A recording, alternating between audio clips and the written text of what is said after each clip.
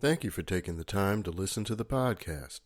This episode was recorded prior to the COVID-19 pandemic and is presented in two parts. Here in part 2, we pick up the interview with Redfish band members Tod Stockwell and Sven Holcomb, where Tod is talking about the gear he uses and how he's able to get all of his gear from the car to the stage in one trip. I hope you've taken the time to listen to part 1 of this interview so you don't feel like you've missed anything. Our thoughts and prayers go out to all of those affected during this time. Stay safe, everyone.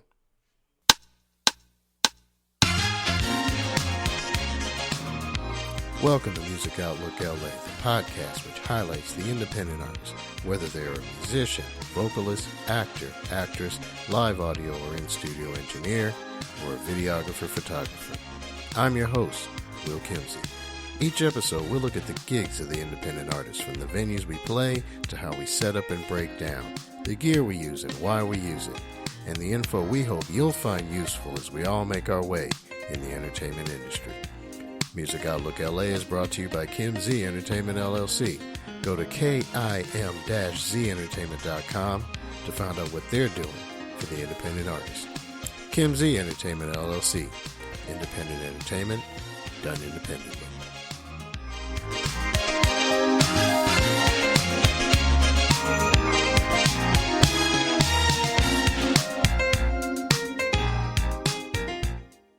And then I have a nice hardware sled. All my hardware fits into the sled, and I have a rock rack, which I love. Mm-hmm.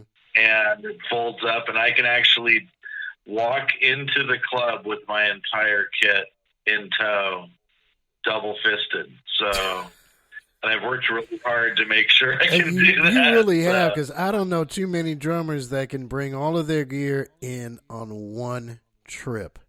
I don't know any. You're the first. Know, it's wild, you're the first. But you can do Sven, I'll tell you this. And Tod, do that with guitars. There you go. Fellas, I'll tell you both this. Tod, don't be mad, but I just did the math on how long you and I have known each other, and I'm pointing this out to you, Sven, because as far as Tod's gear is concerned, I did know he liked Vic Firth sticks. I've always known that about him.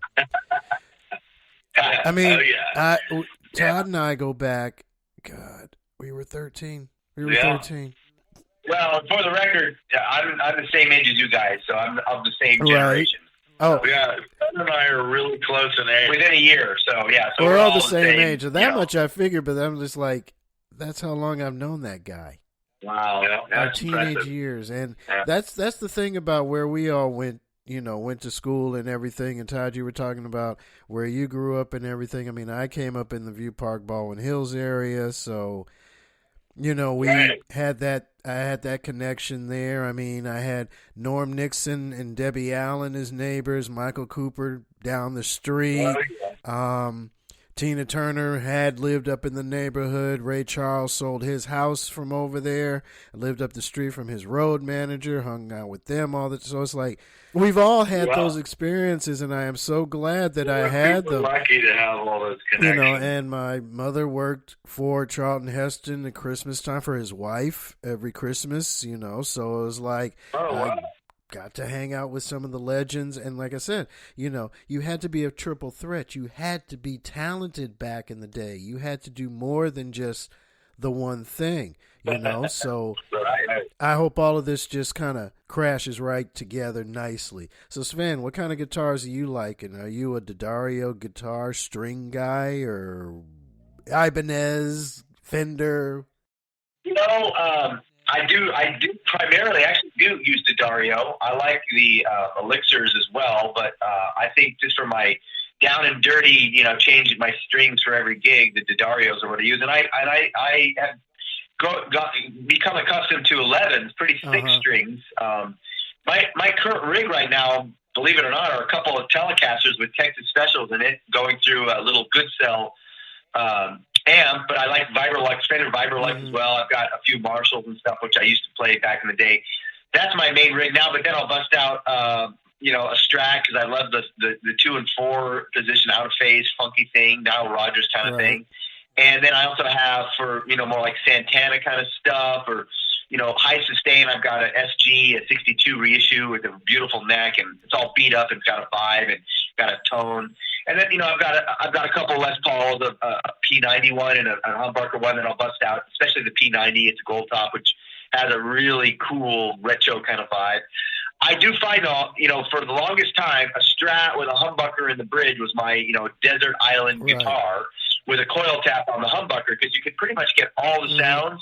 Now, my desert island guitar is kind of a telly because something about a Telecaster, which has that sort of sparkly sound that Fender does, but because the strings are going through the body, and because the saddles on the bridge, the strings they're paired, they share saddles, it just has a certain kind of body and sustain that Strat doesn't have. And Les Paul, I find has a very distinctive sound, so it's harder for me to, especially in a cover band, it's harder for me to get the full palette of tones that I need to get for all the songs we play. But there was a period where I would show up with 5 or 6 guitars, a 335, a Les Paul, a Strat, a Telly, a Dan Electro for slide, even a lap steel, and I'd just be like, shuffling guitars all the time. But that I kind of stepped away from that a little bit, partly because it's just too much to slap. Yeah, there you go. But guitars, they have a certain tone, and for me personally, I put a Les Paul in my hand versus a Telly versus a 335, or even my Jazz Box, my Joe Pass guitar. It makes me play differently, and my PRS, of course, that'll make you play a certain way. But so it's almost like a different flavor, So, but my main rig, honestly, is it's a Fender Telly, a 52 reissued Butterscotch with a rosewood neck and a Fender Vibrolux, and then a retro tube screamer and some Strymon processing delay. I got a DC Electronics delay with 3 different delay modes. I've got a slap, of sort of a police tap, one tap, and then I have like the U2 Edge multi tap, and I can tempo tap it to get the right tempo, and then I'll have, being the Svendrix, I always got a wah-wah pedal so I can do the screaming, and Santana doing the screaming wah stuff. And then on the front end, I basically will have, maybe a compressor and maybe one other kind of lead pedal, lead clean boost. And that's pretty much it. But I can, and of course, if I want to really be, blow people's minds, I'll do the talk box, the Peter Frampton thing, and do the wow, do your pedal. There you go. And there you go. We used to do that Frampton song. We haven't done it in a while. I miss doing it because when you do play that song, it stops everybody. And he starts singing to everybody through the talk box. It's an amazing thing that happens. The audience participation is really pretty amazing. I mean, you can't believe that there's somebody up there talking to me through his guitar. There you go. So, what's interesting, is I've played a lot with these modeling rigs and stuff, and even back in the 90s, I had, full-on double Marshall stack with the Marshall preamp and Marshall amplifier and all stereo and, all MIDI and just, crazy high-tech stuff. And then I went completely full circle to just an amp, a guitar, and a cable, and then maybe throw a wah-wah in there. And now I'm kind of in between and have just a few select pedals and a really good sounding amp, and then it's just try to get as much of it in my fingers as I can. I understand. I'm usually the guy on the stage that has the most gear next to the drummer. Nowadays, man, keyboards, you guys, it's amazing. I mean, I did MIDI guitar. I played in the rock trio back in the 90s. This artist that was on Atlantic, Liz Laren, and it was guitar, bass, and drums. She was the singer, bass player, and I had a whole MIDI rig, and I developed this whole thing. This was like 92, where I would do like guitar power chords, and then have like a synth swell that would come up behind it, and try to cover all these synth parts. So that stuff is great. I'm sure you just you probably have all kinds of colors that you can choose from in terms of your palette. Todd, like you like your pasty cymbals, I like chord keyboards. I'm a chord guy. There you go. I mean, you guys mentioned that there's a difference between the various instruments that you play, a different feel and everything. It's the same for me as a keyboard player. The action and the feel are different between the 3 main manufacturers, and now you've got a 4th one, and I'm talking about Korg, Yamaha, Roland, and Nord has now stepped on the scene. Nord has got some bad boards, and I ended up gravitating toward the Korg because it was affordable, and I I like it. I mean, when they came out with the DW series, I still have both of my DWs. I got a DW 6000 and DW 8000, and I still use them to this day. My main board now is a Korg Chrome 88 key workstation, and then I have a Cross on top of that, 61 keys, and I do all sorts. That's where I usually do all my solos off of that, unless I'm going to do a piano solo or something or other. And I have a lot of different colors and things, different patches and what have you that I can go through. I don't have a talk box. I let my fingers do the talking. But the there you vocoder. go. I would just go with the vocoder, and no, I don't auto-tune. Not happening. No, we don't either. No. But let me, I digress. Hey, Sven, let me ask you this. When you guys are performing, when Redfish is performing, and I think you touched on this, do you oversee the live audio setup for the band? I do. A typical scenario is I'll get in there early, set up the whole sound system, and then we'll hire somebody to just come in. I pass an iPad to the mixer, and I say, just mix us, make us sound balanced and good. And then I'll have an iPad on stage as well, where I can access the front of house and also the monitors and our ears. And then also what we have a setup so everybody in the band can have their phone with the app and be able to adjust their own mix. But I oversee the whole thing, yeah. And it's tricky with being the only guitar player because, if I stop playing, there's a big hole. Yeah. But there are times where I'll have to stop playing and run out and deal with some sound stuff while these guys do an extended, fusion jam or whatever, and then I'll come back and join back up with the band. And it's taken me a while to really get the ability to be able to click one switch and click the other, go from performing to then, oh gosh, I got to be a tech and go and tech and then be a performer. I've had a lot of crazy experiences with that in the last years, being out on tour and then getting thrown out on stage and just these crazy things happening where I had to kind of balance out being tech and stage manager and guitar tech and stuff, and then stepping out in front of 5,000 people and playing a song suddenly. So there you go. You and I are kindred spirits in that regard because the church I play for, I am the church musician. I am the director of music.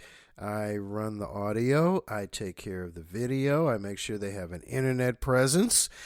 And I'm also the only keyboard player in my band. Oh, my God. And so hopefully when something starts melting down, which technology is not foolproof, that's when it gets really challenging. It is. But fortunately, I mean, I still use an analog to digital board.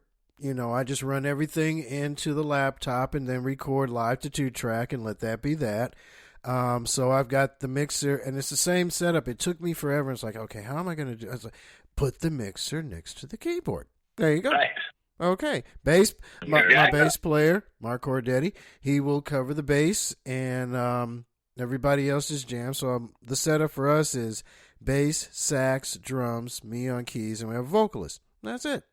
And we make our own sound that way. Yeah, you guys sound great. I love when I just have to make sure to keep my chords nice and full. And one of my influences is Russell Ferrante of the Yellow Jackets. Oh my God, I love those guys. Yeah, and he's got a few videos out showing how he gets his full chord sound.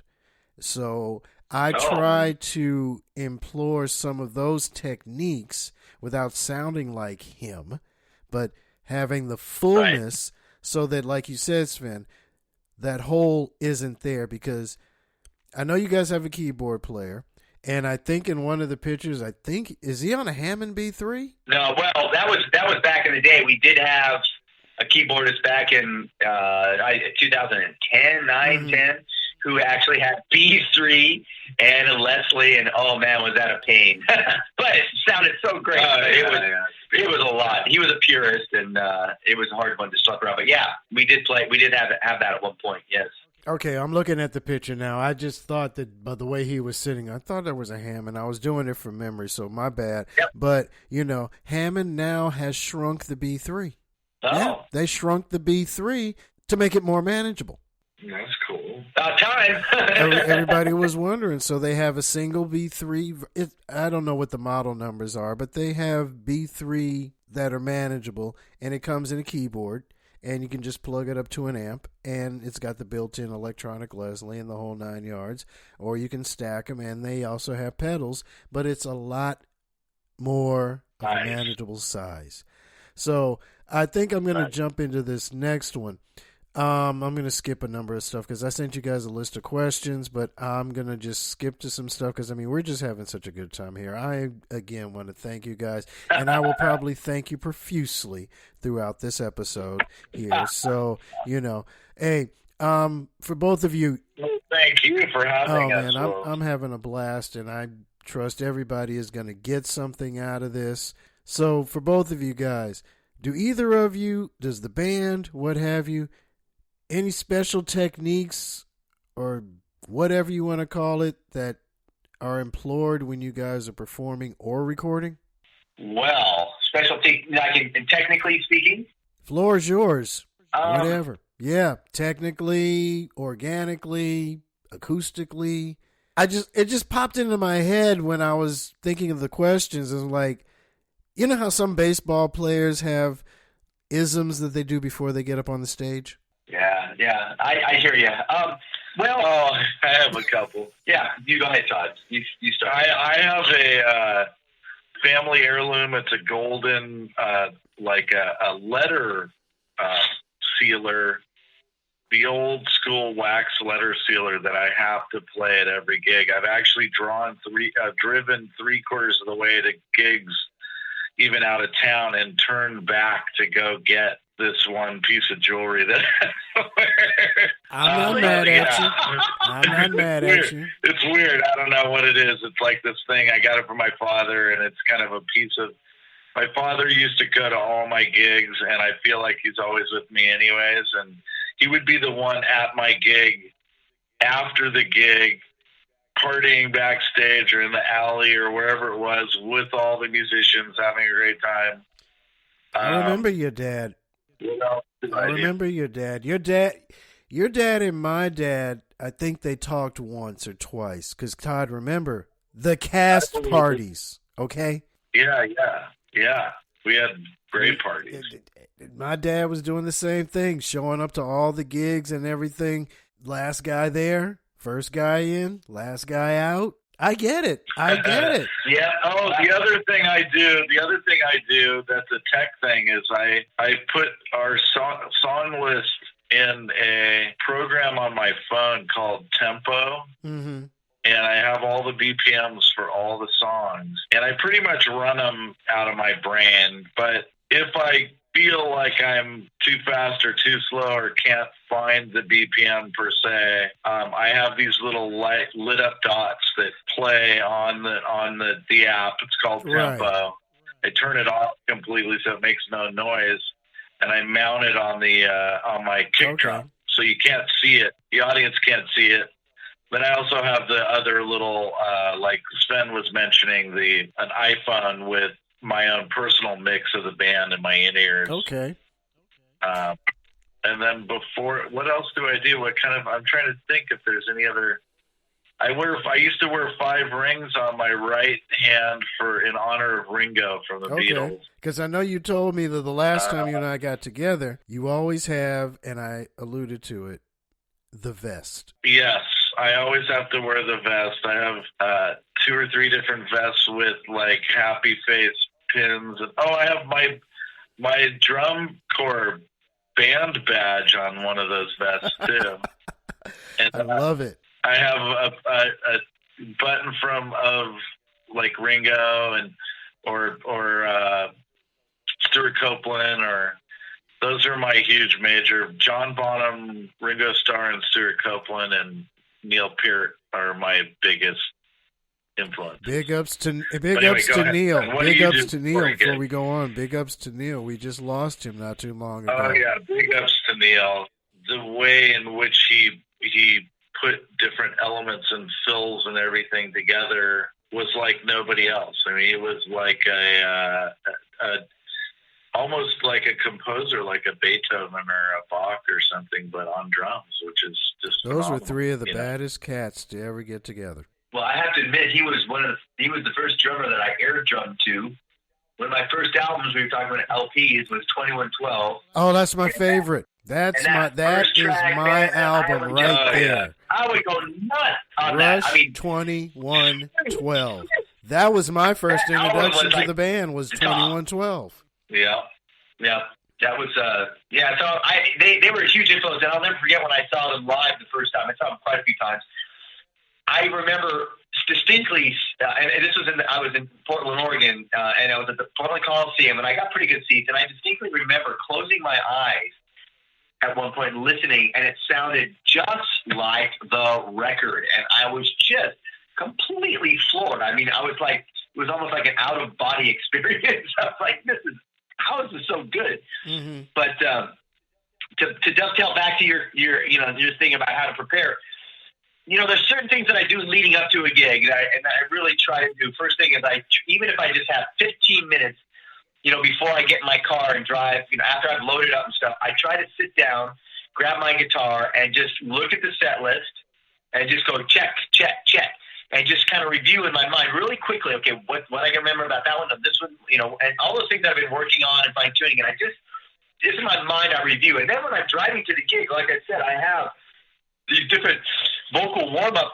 routines that I've created, playlists. I have a 10-minute one, a 20-minute one, 30-minute one, and then I have some exercise routines that I do. Mm-hmm. And so depending on how long the drive is, I'll pick one of those and do a whole thing where I just get into this, real relaxing vocal warm-up thing. Because I know once I arrive... And you look hilarious. Oh, yeah, people look at me like I'm bad. It's funny. But then, because I know when I show up, I have to hit the ground and run it, right? I do all my there you go. And only us musicians would know what the hell you're doing. It's like, why is he calling out birds? No, folks. Right. He's warming up his... it's called warming up the embouchure, okay? It's warming up. He's loosening the mouth, loosening the tongue, making sure he doesn't sound like this when he sings. He's getting everything ready, and then, okay? He's trying to get it together. The other thing is that, I'll hit the ground running, get the sound set up as fast as I can, and then my priority with that is just to make sure I ring out the monitors so we have headroom for our monitors and make sure all that's good. And then I try to get out and go outside and just take 5 or 10 minutes just before we start and just take some breath and just stop. And it's sort of like my, Superman phone booth thing where I just need to go someplace and just disconnect from everything and just have a moment where I'm almost like a meditation moment where I'm just like, okay, I'm now going through the tunnel from tech to performer, and now I need to, really get my head focused on what I'm going to be doing now for the next 3 hours. The tech is there, it's covered. If the emergency happens, I'll jump in. But now I got to think about and focus on being an artist and performing and connecting with the audience and all that. And then once I do that, then I kind of walk in, grab my guitar, pick it up, and say, let's go. There you go. I can relate to that because when we have performed, it's just me and actually the deacon of our church. He helps set everything up. He's got enough of a technical knowledge to know to set up the speaker in the right place, the difference between an 1/8 inch and a 1/4 inch cable, and he also knows how to take excellent pictures and run the cameras. And if necessary, if he's pressed into it, he can work a little bit on the board and does kind of know his way around a little bit. But basically, the two of us will set everything up. I'll go up and play. I'll, of course, have the board next to me so he doesn't have to worry about that, so he can concentrate on the video and everything else. And he's my tech, so I definitely can relate to that and being glad that I don't have to stop in the middle of performance and try and figure out, now, why isn't this speaker putting out what I needed to put out, or whatever. Well, I've been working on that, being able to be in 2 places at one time, and I haven't quite figured that out. Hey, when you do, let me know the secret, man, so I can be able to do it. But I found it interesting that you mentioned, and it was something I was looking at, and I would love to be able to do it. I've worked with a live audio group that used iPads to control the mixer and everything else, and I just found the whole thing fascinating. I think it tied in to the main board, or it was digital. I wasn't sure how it worked, but it works. I can say really quick, and it's it's really the new way to do it, and it's amazing. And in fact, you were saying you like Behringer stuff. Behringer has what they call the X-Air 18, and it's just under $500, and it's an 18-channel mixer, and it's literally just a stage box, and then you run it with an iPad, and you know, the advantage of an iPad, there are lots. Obviously, you can be controlling it on stage. But the other thing is you can walk around like when you're doing sound, and you can make sure that it sounds good everywhere. You also don't have to have you don't have to set the mixer up out in the room anymore. You can have it on stage and then use your iPad to walk around. And the other thing is it gives musicians, if you set it up right, the opportunity to actually have a little control over their mix, so they don't have to suffer through a whole show with a crappy mix. They can go in and you can set it up so they just control their stuff, so they don't mess up anybody else. And you give them a little guidance, and it makes a huge difference. That, along with in-ear monitoring, and it's a double threat for sure. It's amazing. I just found it interesting. I was playing with a buddy of ours. I was playing with Phil, Todd, and we were doing this show. Brother Phil. Did this show out in a park somewhere. Great artist. I love there his you work. Go. And this audio engineer, it wasn't his gig. We were just the band. He asked me to play for him, and he was playing for Pasadena's Park and Recreation or something like that. I forget which. But what amazed me was the city had hired, professional audio engineers, and they utilized the iPad. And I happened to glance over while I'm setting my gear up, and I'm like, well, I'll be damned. He's got the mixer on an iPad. Whoa. Well, I mean, I'll give you an example. I'm currently in another project where we do Joni Mitchell tunes, basically. And actually, we're playing tomorrow up in Monterey. And I do on that one, I play congas and I sing harmonies and I play guitar. But one of the things that we have on our technical writer for the venues is iPad mixing functionality. And then basically the way it works is on a digital console, you hook up a Wi-Fi router and you create your own little Wi-Fi network that all your devices hook up to, the phones and iPads and stuff, and the digital board connects up to it too, and that allows it all to communicate. So it's all done with a basic home type Wi-Fi router. And again, to be able to change your mix once the train has left the station, especially if you're out touring and you're at the mercy of the house person, and they're doing the best they can, but they may not know the material, or often during sound check you get one mix and then the show starts and it's like totally different. Being able to reach over and quickly tweak your mix is just life-saving on those situations, and it can really make or break your performance. It really can affect the artist's performance. Exactly, because the house DJ, who is also the house sound tech many times, they're not there for your rehearsals. So like you said, they don't know the song. And if they do know the song, it might be a song they might not have heard in years, and they are mixing on the fly. They're mixing on the fly. If Todd's playing, I don't know, 4-beat solo for just real quick off of the snare, and it goes up to volume X, and then your song goes into the B section, and then Sven, you come in with the chords by yourself. The mix has to be set so that one isn't overpowering the other, and so that it doesn't come out distorted, so that you don't have more gain than you do whatever else, and the mix, the poor guy's back there like, oh my God, where'd that come from? Why am I getting this howl? What's the feedback coming from? I don't know this song. Yeah. Well, let me again back to your special technique.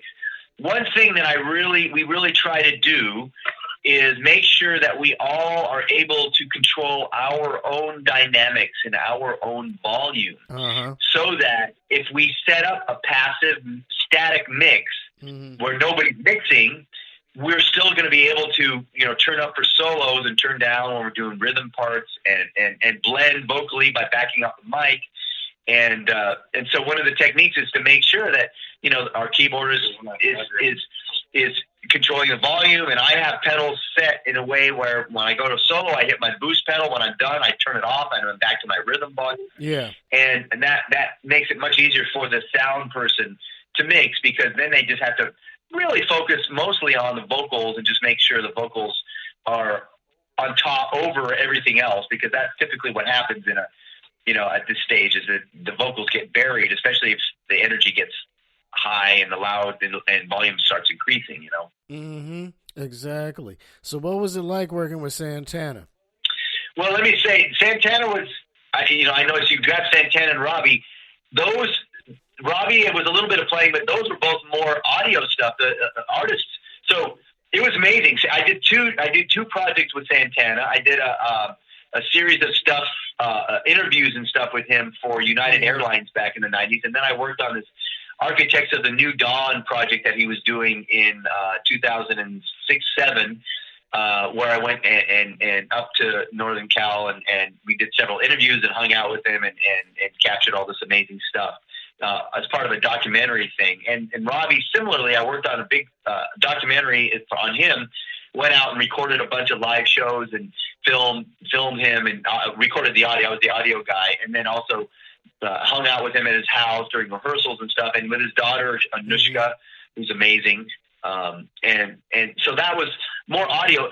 In terms of playing, currently a couple of the artists that one big one is Jeff Bridges, who I've been playing a lot with working with in the last 10 years, and he's somebody that I go out with and will do tour manage and guitar tech and stage manage, and then I'll also jump out and sing, 3/4 of the songs and play on a bunch of the songs with him. And I've been doing that for quite a while. That's amazing. He's just, everything that you can imagine he is. He's just that cool. I'll just say that. Yeah, he's an example of a triple threat. He acts, he performs music, and I'm sure he directs and or produces. Right, and more than triple, he's a photographer, he's a painter, he's a sculptor, he's a writer. I mean, the guy is ridiculous, and he's tireless. He's tireless. The guy, he has so many projects going on simultaneously. It's exhausting, and he still has time to do his morning meditation and his personal care stuff, and he's remarkable. And he's a super nice guy too. That's great. And even though technically he wasn't this guy, he's Tron. Right. Well, here's the thing. I mean, he started much like us. He started out in music. He wanted to be a musician professionally, and he actually talked to his dad about it. His dad said, "Well, look, if you're an actor, you can play a musician, so you can do both." And so he decided to go for the acting, but he always was doing music. And a lot of people, and it's not uncommon, a lot of actors or artists that are doing other forms of art will, get into music later on. And a lot of times, celebrities will do it, and be criticized for being a vanity project or something. I'll just say for Jeff, that's not the case. He is deep down a musician, and he's been a musician since, just like us. He was a kid, Yeah. He writes all the time. He plays all the time. Music every day. He's playing and writing. I mean, that is a huge part of his life. It really is. Yeah, that's all right. So, Todd, anybody you've played with that continues to inspire you to this day? Actually, yeah, there's a lot of musicians that I've played with throughout the years that Seawolf is one of them. Obviously, what he has achieved throughout his life is just incredible. Yeah. All the members of Redfish, I would call, a top tier musicians and very inspiring. And then also, I think I mentioned earlier, I played 2 years in a row at the Chapman Stick Clinic, and I played there with Rachel Flowers and Gene Perry, of course. You know Gene Perry. Right. And Rachel Flowers is incredible. Composer, writer, pianist extraordinaire. Been playing her entire life as well. And anytime you get to a chance to watch her perform or play with other musicians, I'm always inspired by her.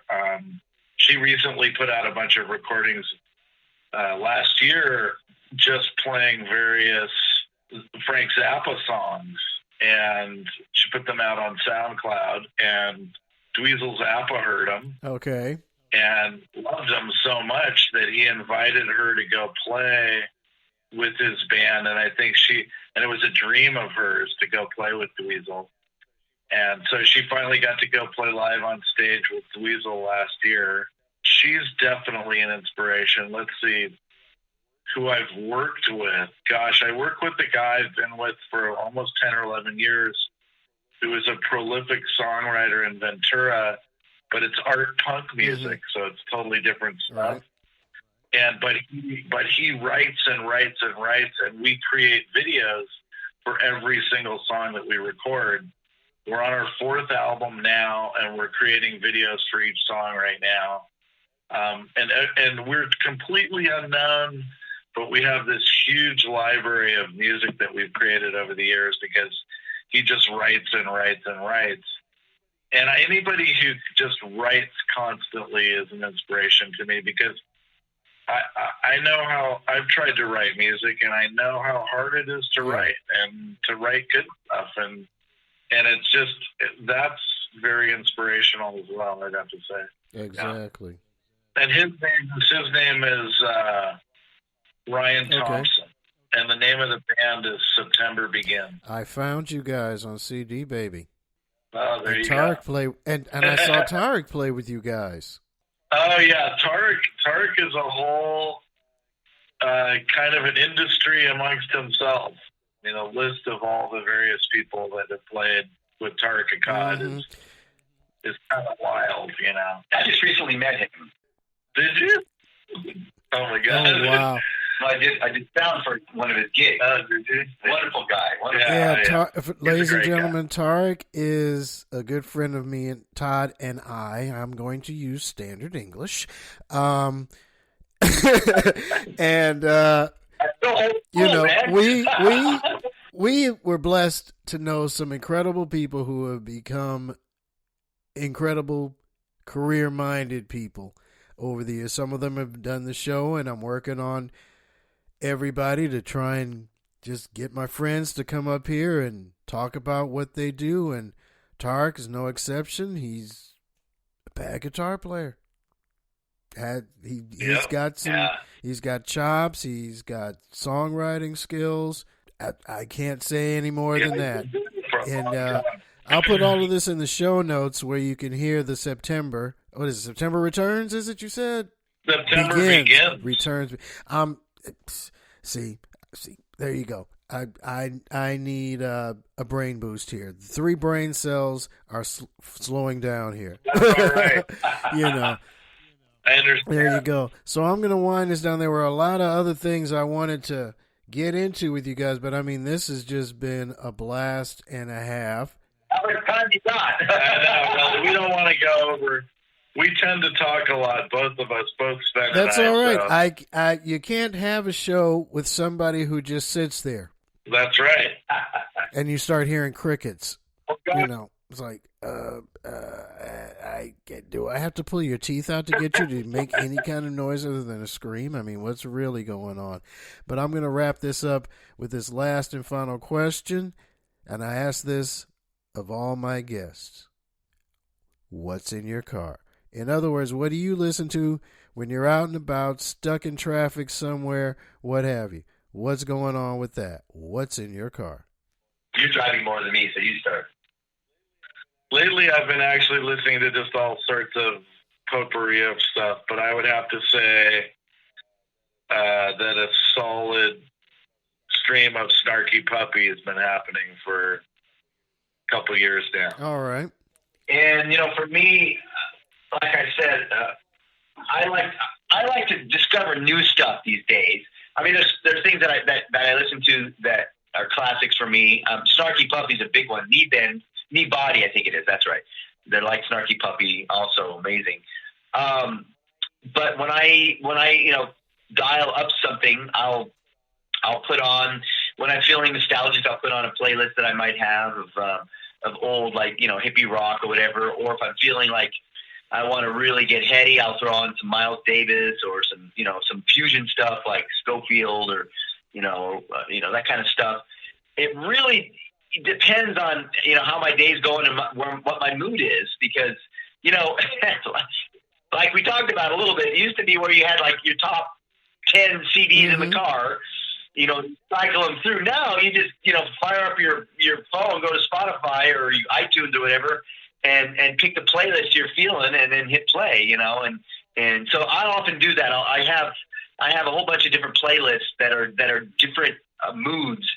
And depending, and I'll try to. Gosh, you're very elaborate, dude. Well, what I try to do, I try not to make it too, hard to create. So what I do is when I'm listening to stuff, if I, even in Spotify, I'll have just a throw bin playlist. And if I'm listening to something and something comes up, I'm like, oh my God, that's cool, I will just drag it into the playlist. And then I'll keep going. And then every once in a while I'll go to that playlist and kind of extract the things that I like. And so I've accumulated a lot of stuff for that way. Who's your favorite artist right at this very moment, this second in time? See, Todd, you should be hosting the show with questions like that, see? Yeah, I'm such a... I'm not going to take your job, okay? Don't worry. You got that all going down. I'm digging singers right now because I've been spending a lot of time singing. And other than the tunes that we're doing in Redfish, singer, I like Radiohead. I'll often throw Radiohead in. I just love Tom York. This band, Elbow, that Todd. Elbow's it's funny. I showed up one day at rehearsal and I said, "Man, you got to hear this tune. This is amazing." And Todd's like, "Oh, I know those guys." And then we were totally on the same wavelength. Yeah. Often I'll have clients that I'm working with, and they'll give me a CD, and I'll listen to that. But yeah, God, it's so hard. It's hard for me to pin down a thing. That you're listening to right now. Yeah, because it's all on phone, and song that you just get. That Elbow song is one of them. Mine is this song called "Shofakan" by Snarky Puppy, and it's weird. I have to hear that tune probably once a month at least. Now it's been out for I think a year or two. And I've got to hear it at least once or twice or 3 times a month. So I've got that in my I have an old school car, so I got a CD changer. There you go. Well, now that I think about it, to answer that quite directly, what I've been listening, what's in my car right now is Joni Mitchell, the Blue album. Good album. Why, you may ask, why is a rocker, guitar player, spandex guy listening to folky, cliche Joni Mitchell? It's beautiful. It's beautiful, but also I'm playing a gig tomorrow night. We're playing the whole album as a theme. Okay. And there you go. So, often what I listen to is stuff that I'm learning, and that relates to stuff that I'm really into. So luckily, they both kind of connect. There you go. There you go. Gentlemen, it has been a ball. It has been a pleasure. Oh, yeah. It has been an honor as I, in my head, mentally bow all the way down to the ground in humble submission to thank you both Willie, for being a part of the Now Music Outlook LA family. Oh, pleasure, man. My pleasure. Thank you so much for including us. You guys are welcome anytime. If you guys got something you want to holler out, shout out, I'll be more than happy to put it out there for you. You have just officially completed episode number 9 of the podcast. All right. Well, I just want to say I wish you luck with this, and thanks for doing this and putting this out there, because it's obviously a passion, a labor of love, labor of passion, and when Todd, I just want to say one thing. When Todd was talking about, it's fun. I do music because it's fun. I had a friend, guitar player, who he had just finished music school at USC, and I met him, and we were playing together, doing a little jazz duo on guitar. And he told me a story when he was in one of his classes, and the teacher was going around, and everybody had to come in prepared to play the song. And this one guitar player, he called on him, and he couldn't play it, and the teacher's like, well, why didn't you work on it? Well, he's like, well, why are you here? Well, because it's fun. I like doing music because it's fun. And he's like, that's ridiculous. Music shouldn't just be fun. You should be here because you have no other choice. You have to do it to fulfill your your destiny in life, or to make you whole or make you complete. And so I often think about that. It's like, why do you play music? Oh, it's fun. It's fun. For me, I really thought a lot about that. For me, it's not so much about fun. I mean, fun is part of it, obviously, but for me, it feeds me, but it also inspires me. It's a thing for me as an artist, and other artists, probably have the same feeling with painting or photography or whatever. But for me, it's something that gives my life inspiration and almost, you could say, purpose. Not to sound so too cliche, but for me, it's more about inspiration than fun. And it's the thing that excites you and inspires you and gets you fired up and just loving life. That is why I do music and I'm an artist. And I often say I'm not a guitar player. I'm a musician, meaning this is an art, and it's much broader than the actual instrument. It's the whole artistic expression. And guitar happens to be my main instrument, but I have other instruments. But so for me, it's all about inspiration as opposed to, this is fun. It's way beyond fun. It's much deeper than that. Fun is a big part of it, but it's much deeper than that. So that's, so I understand, I'm sure you have the same feeling. And doing a show like this, you have to have that kind of feeling too. It's a labor of love. And, so I'm assuming you do it for that reason, because you're inspired by it and you want to share your passion and your love for music. I do. I actually started getting into podcasts a little over a year ago. 2 years maybe. I was listening to them and I was like, I could actually do this. I have the gear at home already. All I have to do is just configure it. I don't really have to buy anything. And I was inspired by another podcast. I'll shoot you guys the link later on. But the individual, he has, his theme is to help people produce better podcasts. He's an audio engineer, and he just listens to different podcasts and notice how bad the audio quality was. So he would do podcasts in an effort to help people. And I thought about it, and I said, that's not a bad idea. I need to do that for musicians. So that's what this is all about. Well, there's always things to learn, it's wonderful what you're doing, too, because it keeps all of this information and all of the nostalgia and the memories and everything alive. Exactly. And I like the fact that it's kind of the back room crew, who play. We, all of us at one time or another have played with various, headlining acts and things. But for the most part, we are doing this for meaning and purpose as well as fun. And great that you're recording this and keeping this for all of us. Exactly. I'm trying to, because I was looking for the whole title and everything, and I said, okay, it's got to have a theme, it's got to have this, that, and I researched the bejeebies out of this to make sure I was doing this right, because I have enough of an audio engineering background to be able to make this sound good.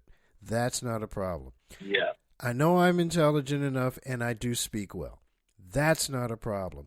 I can come up with hey, Todd, I had Mr. Allen. He taught me to extrapolate my phraseology in the most profound and exonerable fashion at all times. So there you go.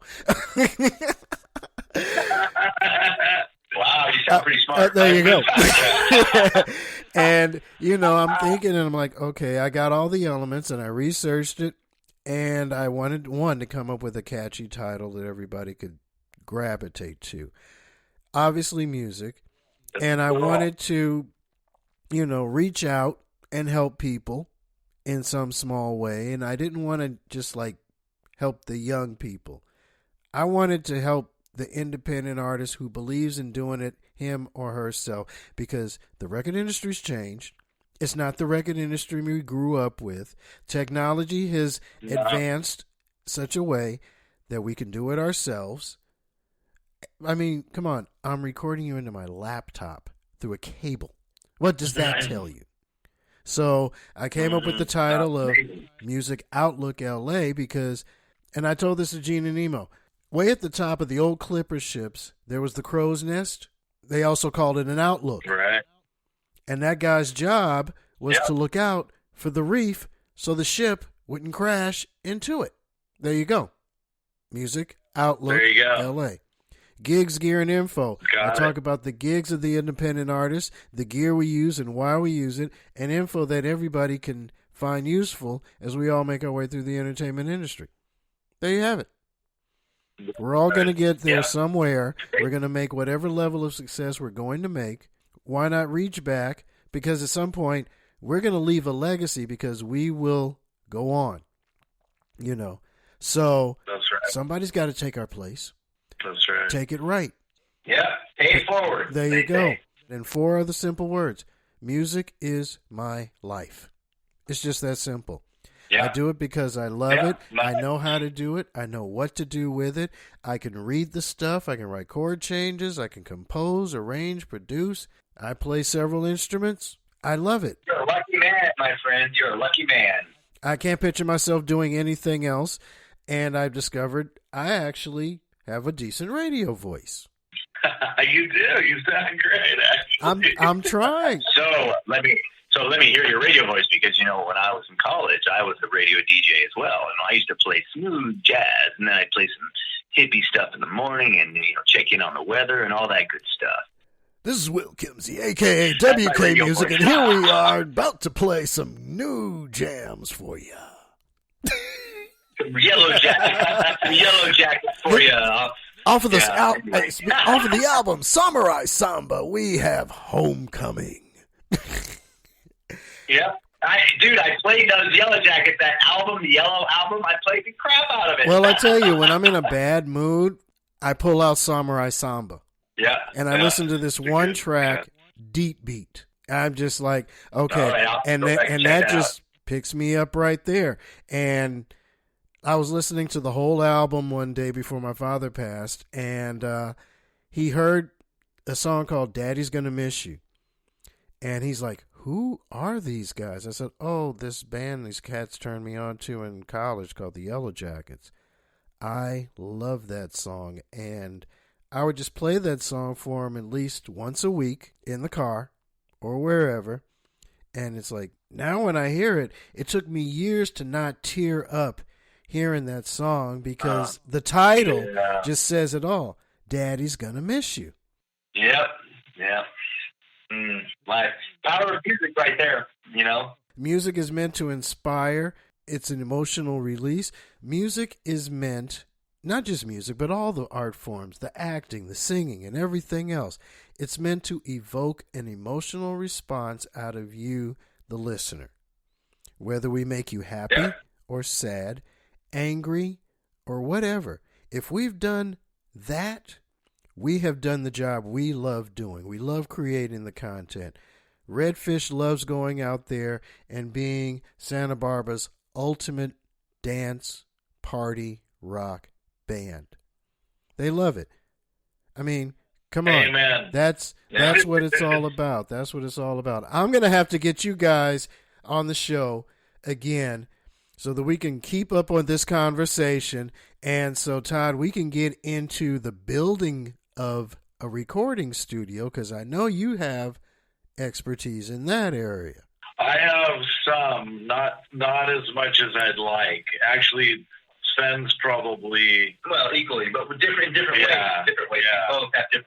I'm good at creating like drum rooms, but Todd, I'm talking about the floors and the walls. Yeah, diffusion panels. And yes, stuff like that. The construction aspect of it, building a physical studio. So that's where I want to go. But gentlemen, thank you again so much. I do appreciate it. Welcome, and with that, I'm going to come out and say that's going to do it for this episode of Music Outlook LA, Gigs, Gear, and Info. Thanks again to my guests, Tod Stockwell, and Sven Holcomb of the band Redfish. Be sure to check out the show notes for their information. And don't forget to like, share, and subscribe to the podcast here at Spreaker.com. That's Spreaker.com. Music Outlook LA is also available on Apple Podcasts, the old school iTunes, SoundCloud, YouTube, Spotify, iHeartRadio, Google Play, CastBox, the TuneIn Radio app, and Listen Notes, the podcast search engine. I'm Will Kimsey, a.k.a. WK Music. Peace!